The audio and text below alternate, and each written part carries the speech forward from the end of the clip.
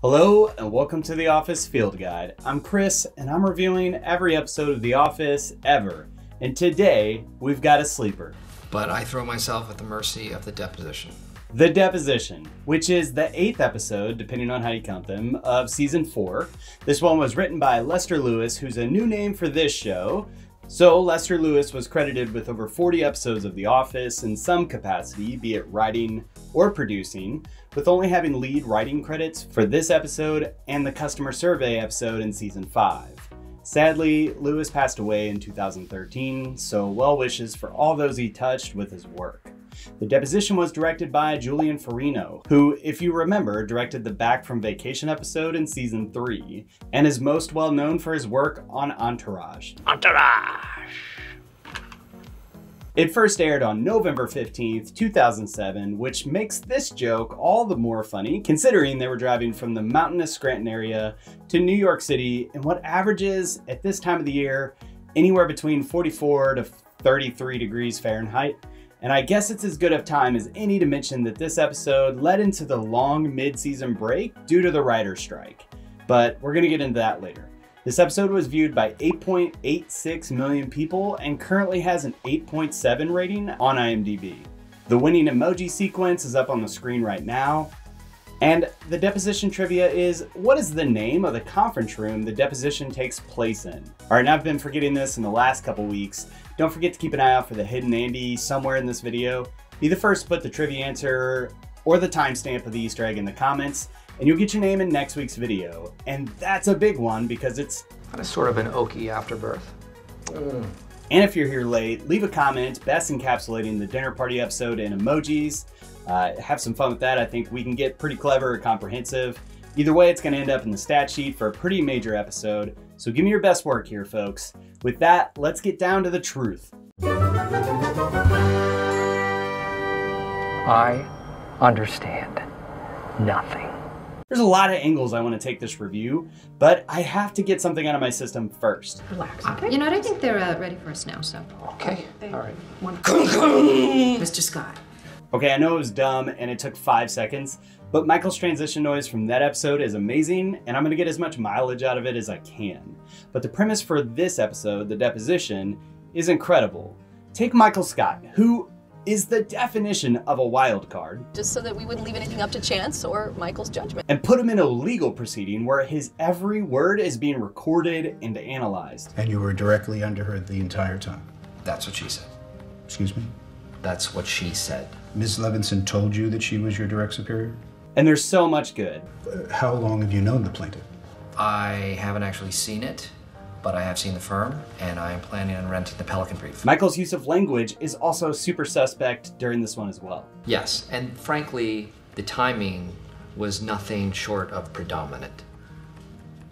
Admirable, the way you defend a woman who is so obviously ambivalent about her relationship with you. Thank you very much. You didn't have to say that. It's a premise that I could live in for days in imagining what else went on during this session. Even coming back from a commercial break, it perfectly sums up the awkwardness and cringe that certainly occurred.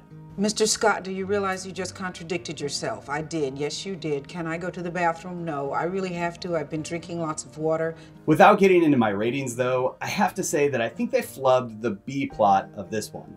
Every time they leave the corporate office and return back to Scranton, I get a little bummed out. Dwight, you ignorant slut! I get a kick out of Dwight spouting the names of ping pong players that I'd assume the vast majority of us have never really heard of. Zoran Primorac, Jan-Ove Wagner, Wang Tao. It seems that even Rainn Wilson didn't know them either though, because it's pretty clear he's reading something. His talking head is very craftily framed in the annex due to Jim taking up the conference room with the ping pong table and all that, but most talking heads have the subject looking directly at the camera. Rainn is framed with his body facing one way and his head slightly angled, so it's less obvious that he's reading something. Good luck with not noticing that next time you watch this one. But this Dwight's a ping pong superfan feels more like an attempt to just shoehorn Dwight into this plot than anything else. I mean, if we could go back to Dwight's room and see a ping pong paddle or a poster, then I'd appreciate the continuity at least. But as far as I know, ping pong was never brought up before and it's never brought up again. And it seemed like Farino played with the format here a little bit as well, as Office typically doesn't rely on quick cutaway gags, but this one is pretty good. Kelly's trash talking me because Daryl's beating you. What? Seriously? What's she saying? Your boyfriend is so weak, he needs steroids just to watch baseball. I love that Caitlin got a couple minutes to shine in this episode, and she really brings it. And this joke almost makes the entire ping pong plotline for me. Daryl is the client? No. He works here, dumbass. Right. But outside the main plot lines, there are a good couple callbacks in this episode. First, it's my wife and I's favorite Michael and Jan thing. Yeppers. What did I tell you about yeppers? I don't remember. I told you not to say it. Do you remember that? Yeesh. Do you swear to tell the truth, the whole truth, and nothing but the truth? Yeesh. Michael's skating abilities called back. There are plenty of things that he is well above average at. Like ice skating. He is a very good ice skater. This one's a call forward technically, but Michael's mnemonic memory trick. My friend in Apro drives a Prius with his behind neighbor. Does this work for you? Yep. It is bald. It is hairless. It is shiny. It is reflective like a mirror. M, your name is Mark. Yes. And this is a great one that I never noticed even after reviewing this episode last year. Michael's big ta-da moment. Releases the company in the event that our relationship, in your opinion or in reality, interferes with work.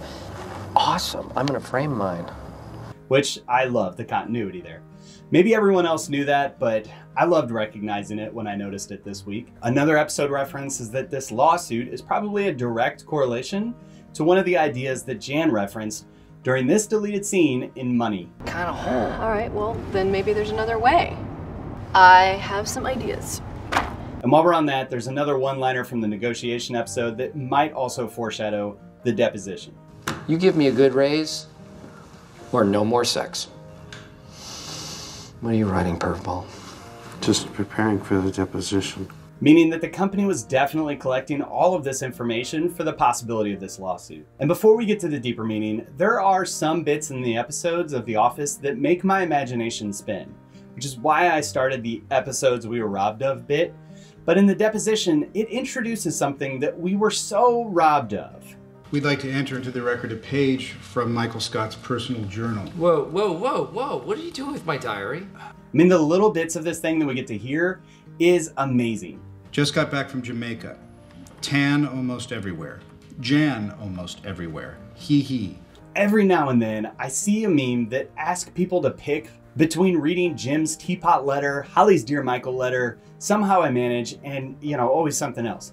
But I never see Michael's diary on that list, which, for real, this is by far one of the best gold mines that I don't think has ever been thoroughly explored. I am definitely feeling very eerie. Irie, sorry. I wanted to play with fleshing out Michael's diary a little bit more, but I'm not so fancy with the written word, so I reached out to a professional writer and Office fanatic, Nicholas Janicki at C. Nick Wright, to imagine up some of the pages of this missing text. And he came up with some great stuff, and I want to do these justice, so I actually reached out to my old friend Steve Carell to see if he'd read them for the channel. Here's his official statement. No! Right, so maybe one day.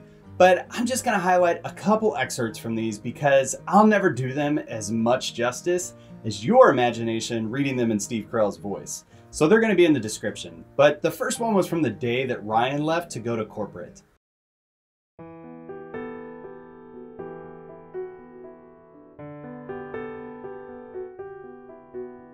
Oh, who cares anyway? It's all pointless now. I still have Jan, but that's like 1/3 of my heart. My other 1/3 of a heart is with Ryan. I have the other third because without at least part of a heart, I would die. Maybe we could do long distance. I could leave here by 5, get to New York by 7, get dinner with Rye, get home in time for sex with Jan before she goes to bed. It'll be close, but it's worth the effort.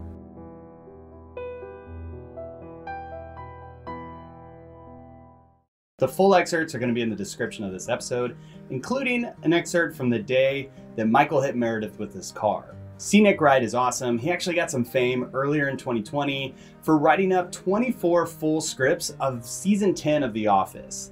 I'll have a link to his site and his Instagram account in the description. Please go check him out, send him some love.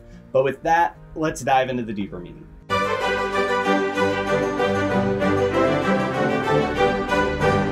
What does a bean mean? Someone please explain it to Cap. Okay, I love the writing of this one. If you're not familiar with what a deposition even is, it's just an opportunity for the legal system to record the testimony of a witness or expert opinion for an eventual court proceeding. So to depose someone in that context is to get the truth out of them. But an alternate definition, and arguably the more prevalent definition, is the removal of someone from their position of power. This is what we hear most often when we talk about world leaders being deposed from their office. The clever writing here is that the truth revealed in the deposition is what Michael uses to depose the position of power that Jan seems to have over him. Michael's been pretty clear about the power that Jan has over him since his relationship with Jan fell into the dysfunctional region back in season 3. While Michael works up the courage to break up with her over voicemail, he takes her back because of... I'll tell you this, it is not because of the boob job. Excuse me, boob enhancement. And with that, Jan takes back her strange position of power over Michael, moving in with him and spending his money. How much is this going to cost? It costs what it costs. No, don't. That Michael, doesn't we've even gone through mean this, okay? anything. We have gone through this. And I want to be clear, Michael is bad with his own money. He doesn't need her to spend it, but that's not the point. He seems in every step of this season and relationship with Jan unwilling to speak up and fix his relationship. Michael's final epiphany moment in this episode is amazing because it's both humorous and really deep. You expect to get screwed by your company, but you never expect to get screwed by your girlfriend. What a complex statement when you think about it. Michael is hurt by Jan's betrayal because the people you are in relationship with should have your back. And I think that's why Michael has this exchange with Wallace. Hey, David. I think you're a nice guy too. Thanks, Mike. Michael heard that he was never seriously considered for this position. It's not that he just didn't get it or that he didn't understand what was happening. It's not like all he heard was that Wallace just thought he was a nice guy. It was in spite of their professional relationship, personally, Wallace still respected Michael, which Michael couldn't say the same thing about Jan, which is kind of why this B-plot bugs me a bit. With how clever the A-plot is, the B-plot seems to just flub the delivery. Spencer. Pam seems out of character here, as she and Kelly take the position in the metaphor as the two powers fighting over something, and that would be Jim and maybe Daryl, are the subjects caught in the crossfire. Either way, the message here is that in life we have goals. Sometimes things creep up into our lives to threaten and destroy those priorities. I think a proper reading of this episode is to analyze what is really important in life and depose that which is not. Or I don't know, maybe this whole episode exists to get Mose out of Shroot Farms for the first time.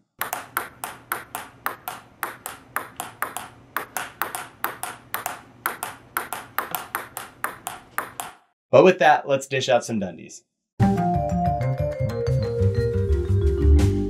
And then I gotta get him to the Dundies. All right, the improv Dundee goes to Carell and Lieberstein. I just wanted...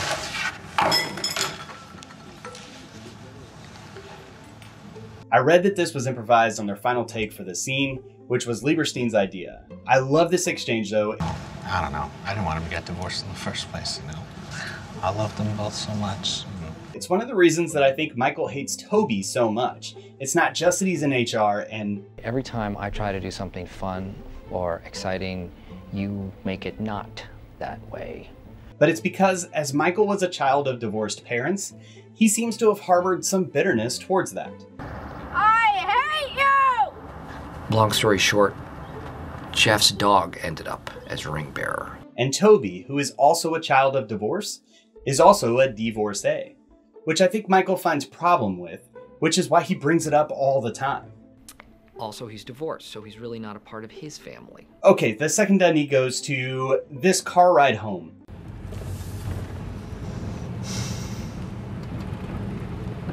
Michael just chose his company over his girlfriend, and yet they're forced to take this really awkward and strange, quiet ride back to Scranton.